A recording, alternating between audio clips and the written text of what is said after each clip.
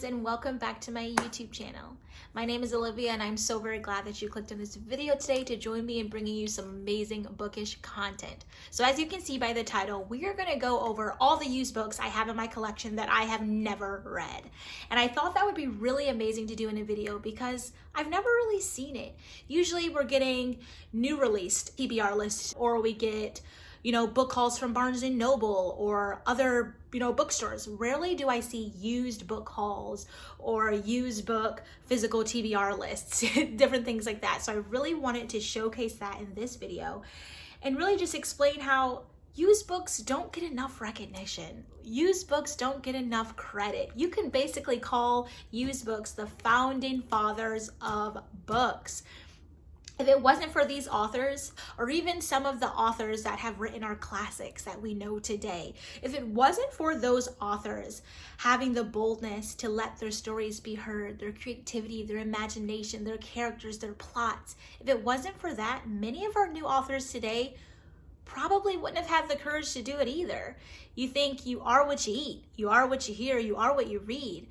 When you think of a young author today who's writing books and publishing books and putting them out for all of us to read and enjoy, they had a favorite author when they were younger. They had someone who sparked the joy of writing, the love of reading in their hearts. So really, used books need a lot more credit from the book community. So that's what I want this video to be about. So without further ado, let's jump straight in.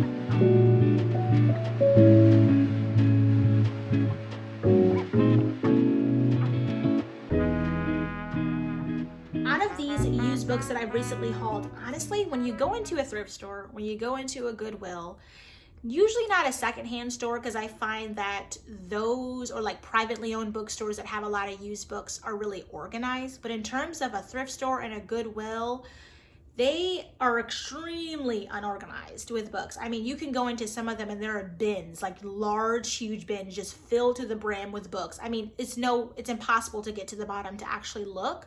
So really, I picked out books that I thought the cover looked interesting on.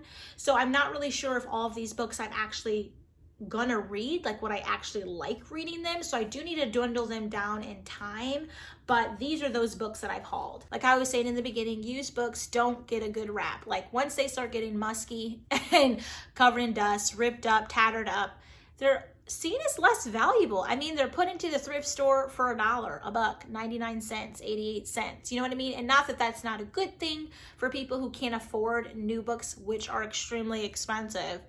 But still, I feel like used books are looked at as like, you've used it, okay, now we're done with it. But no, these books shaped our literary and writing and reading communities. Without these books, we wouldn't have the books we have today. I kind of think about Colleen Hoover, one of the greatest authors of our time right now. People love her. She's written 2 books that go hand in hand. It Ends With Us and It Starts With Us, which just recently came out. But that's great. But these books, you can kind of say it began with us. If it wasn't for these authors, I don't think we'd have any of the books we have today. You know what I mean? You learn from example, you can say. You look up to people and they're your example. And this author who I read when I was a kid inspired me to get into writing. And then the author writes. You know what I mean? So it's kind of like a chain of events. So when you think of some of the books that you have that are your favorites, that are new, that just came out a few years ago, or that you just bought today or are about to be released next year, I don't think we want to think about those books eventually being a used book tossed in a bin at a thrift store. We want to think that we love those books and we cherish those books so much that they'll always remain on our shelves, that they will always be books that people want to read. So I really think we should take the time to go to thrift stores and go to those stores, first of all, because it helps the community by doing it, but it also brings these books back to life that are dormant in the bottom of a bin at a thrift store.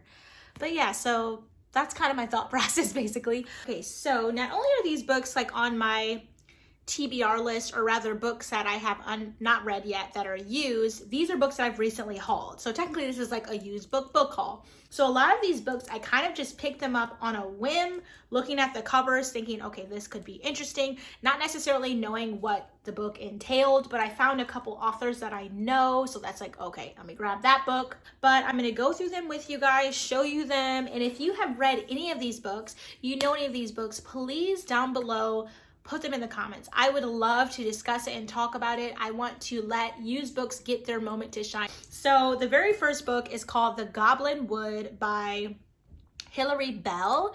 And this is definitely a book that I want to read. I picked it up because Goblin Wood gave me fantasy, gave me something a little bit spooky. It seems extremely interesting, so I'm definitely going to want to dive into this book soon.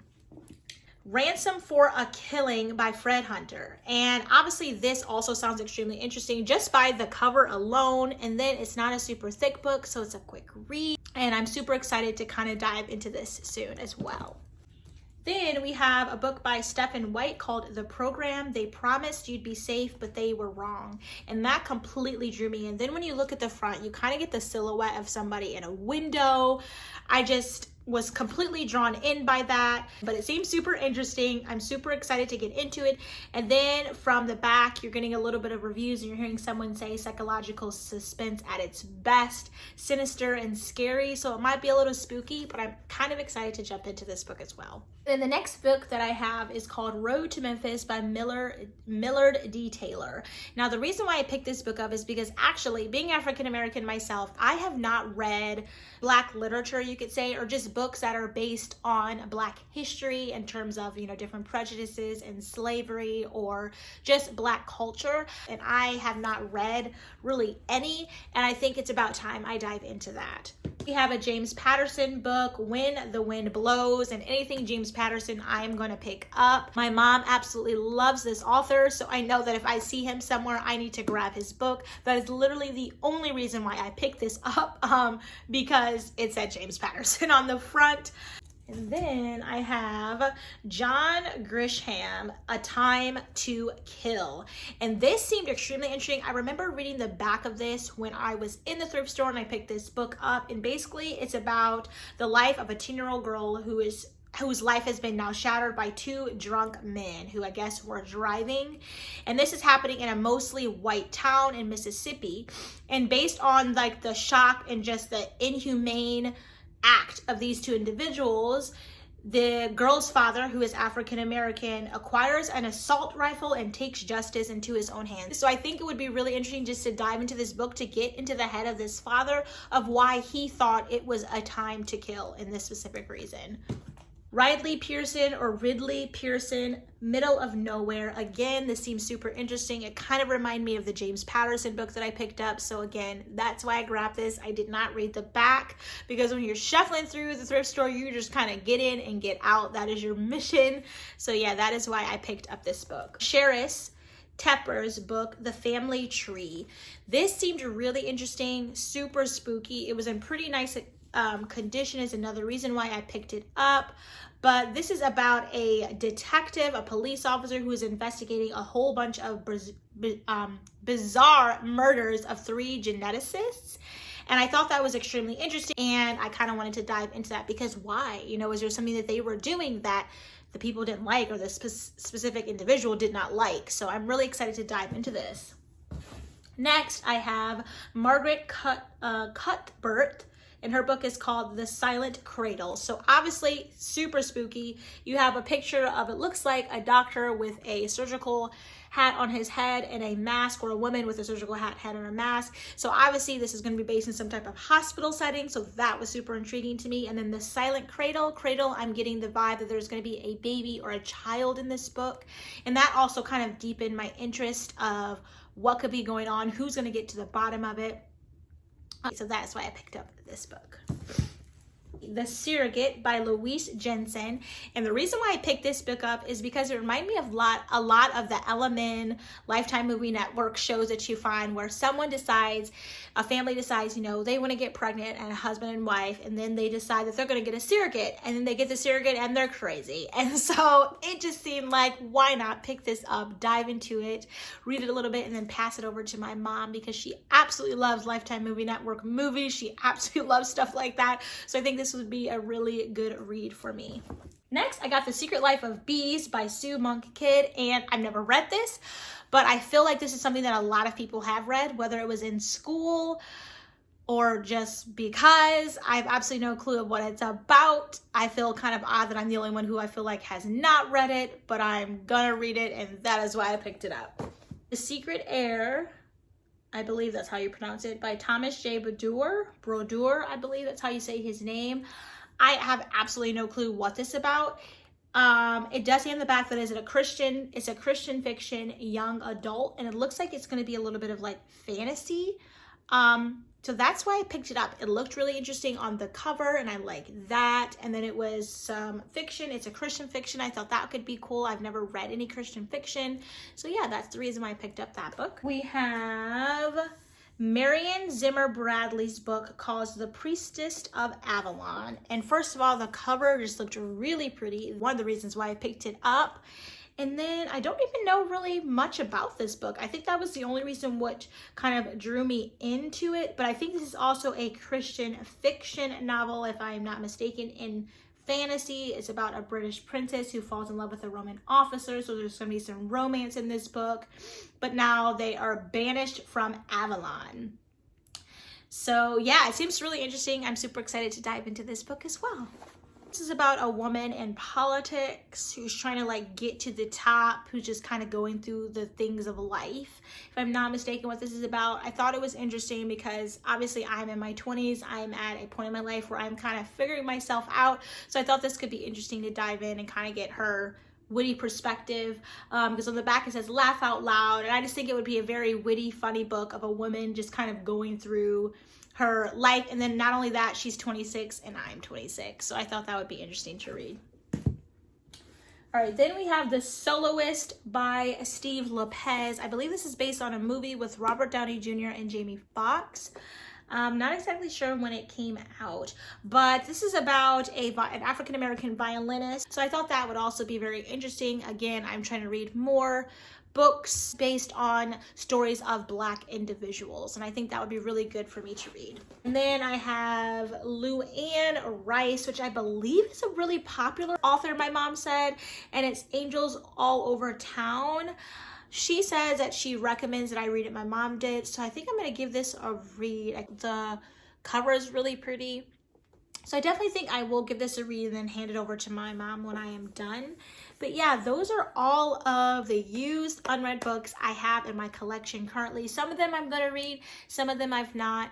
Most of them I picked up on a whim just based on looking on the cover. But I really hope this video kind of gets you to think. Maybe bring it up with a group of your friends or some people who you know who love reading books.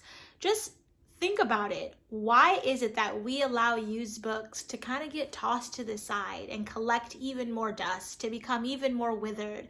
If it wasn't for books, for example, on Black literature or books on, you know, different cultures, people today wouldn't have an understanding of what went on back then if it wasn't for the authors of those times deciding to write those stories. So I think we really need to give used books some more credit and really dive deeper into them and appreciate them for what they are. They are the forefounders of our writing.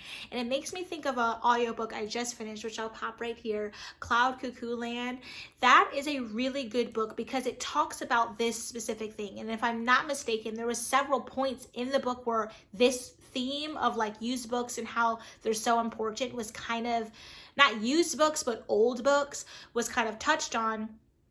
And basically it just shows a very old book in text that has impacted the lives of 5 different individuals in their walks of life. I mean, one of them who's like 70 years into the future, someone who's in Constantinople, like someone who was just in 2020, someone in 2014. And I thought that was really beautiful just to show how stories are powerful. Words are powerful. And when we write them down on paper and we print them out just to have them get tossed aside in 10 years time, just seems so wasteful. A story that has been wasted, a message has been wasted. So if you guys have the opportunity, jump over to your thrift store, to your Goodwill, to your secondhand bookstore, and scour them. Look for a used book, even if it's just one, or if you have one on your shelf, open it up and read it and bring that used book, that story back to life. So I hope you guys enjoyed the video, and if you did, please give it a thumbs up, hit your notification bell so you can be notified every time I post a video, and please subscribe to the YouTube channel. And if you've gotten to this very last minute here, if you would be so kind and post this stack of book emoji down below, I would greatly appreciate it. And I hope you guys have a fantastic day, and I'll catch you in my next video. Bye, friends.